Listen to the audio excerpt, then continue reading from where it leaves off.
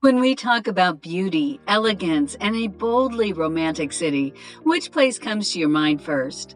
Let us be more precise. Cafe culture, Eiffel Tower, pastries, the Louvre, the Moulin Rouge, and of course, fashion. This city has it all. Ring any bells? Of course it does, doesn't it? The fashion capital of the world, the city of love. Paris goes by many names. So, how did this city become what it is today? How did the pages of history make this place home to some of the world's most iconic designers, world-famous museums, and pretty little streets dotted with cafes? Welcome to our channel, and today we will be venturing inside the transformation and future of Paris.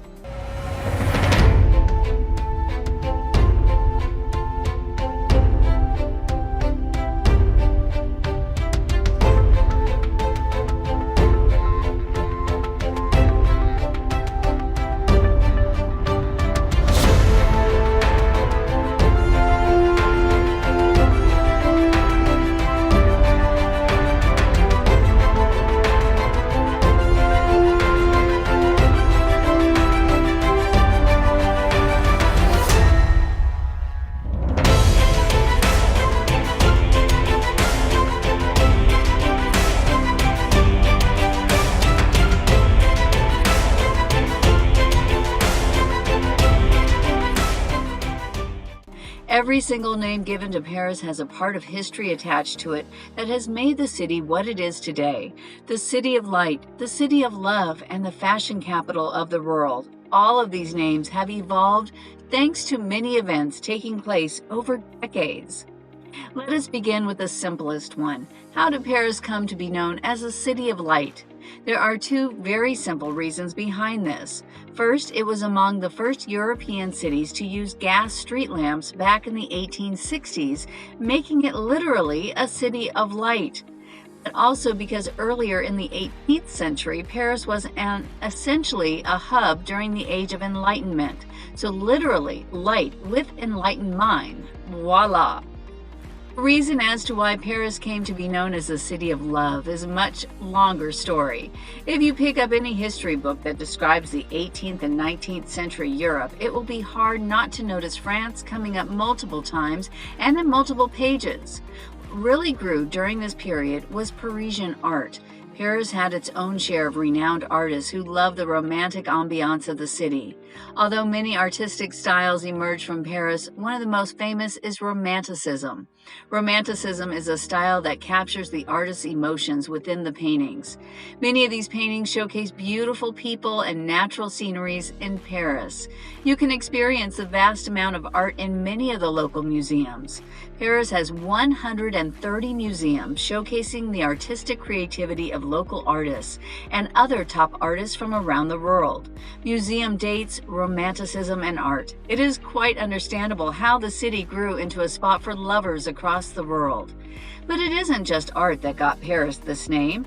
Romance is all around you when you visit Paris. From the beautiful architecture to the sites dedicated to love, it's easy to understand why people refer to Paris as the city of love. Parisian architecture is a blend of many architectural styles. Walking the streets of Paris, you'll see the beautiful combination of Victorian architecture, Art Nouveau, modern buildings, and more.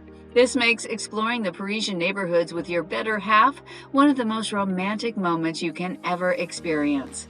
Parisian romance appeals to each one of your senses, from the sights, tastes, and even the sounds.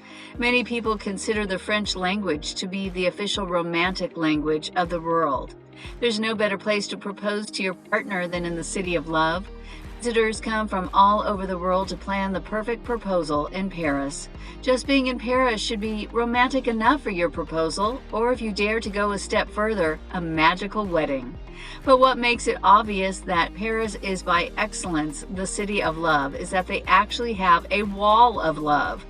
And they call it Le Mur de Je t'aime. The Wall of Love is a popular destination in Montmartre. The phrase I love you covers the wall in 250 languages. A perfect selfie spot for you and your partner to show your love. Don't you agree? But what really put Paris in the world map is fashion.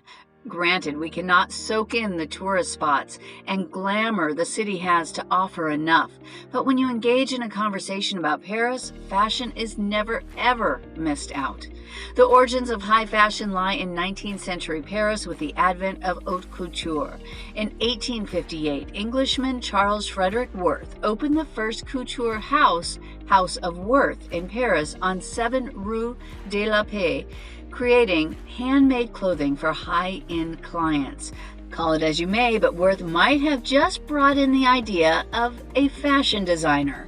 The House of Worth unfortunately closed later, although the building still stands. The Rue de la Paix retains its historically stylish nature and is lined with designer boutiques and jewelers, including international brands such as Tiffany & Company. Worth's legacy of high-end fashion design is evident in the hundreds of designer shops and fashion houses which line the streets of Paris. The Triangle d'Or is the best place to visit if you want a wardrobe that can make anyone fume with jealousy, housing a majority of design headquarters and flagship stores.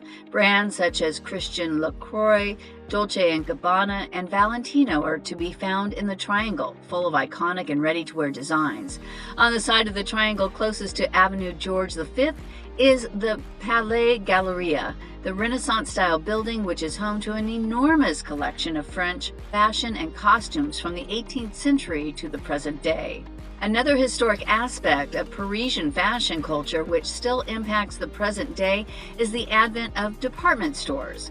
Le Bon Marché is one of the world's oldest department stores and first opened in the form of a small shop in the 1800s. Two other Parisian shops, Printemps and Galeries Lafayette, followed suit in the next few decades, becoming some of the largest and most well-known department stores in the world. Today, these stores are unparalleled in Paris as a one-stop place to find high-end and designer clothing, accessories, beauty products, and homeware. The buildings themselves reflect the quality of their products, with Printemps and Galeries Lafayette in particular being stunning examples of Art Nouveau style. Paris may bring to mind classic, elegant, and high-end, but there are plenty of alternatives to the elite designer fashion houses. Paris has begun to embrace the quirkier side of fashion with many unusual and exciting designs to offer. For those on a budget, Paris still has a lot to offer. One of the best areas for vintage and secondhand shopping is the Le Marais area, the city's Jewish quarter, which spreads across the 3rd and 4th arrondissements in Paris. The area is a virtual treasure trove of unique items and bargains for the dedicated rummager and demands patience far more than it demands money. Part of the charm and excitement of vintage hunting in Le Marais is wandering up and down the cobbled streets and stumbling across quirky little shops. Even more unpredictable and chaotic, yet equally satisfying, are Paris's famed flea markets. Apart from beautiful art, furniture, and books, stalls offer antique Hermes scarves and vintage Yves Saint Laurent shoes for less than £100. This may sound unimaginable, but it really isn't. In Paris, fashion comes in all shapes, sizes, and prices. Historically, enormous contributions to the world have come from Paris, whether we're talking about culture, medicine, or sports.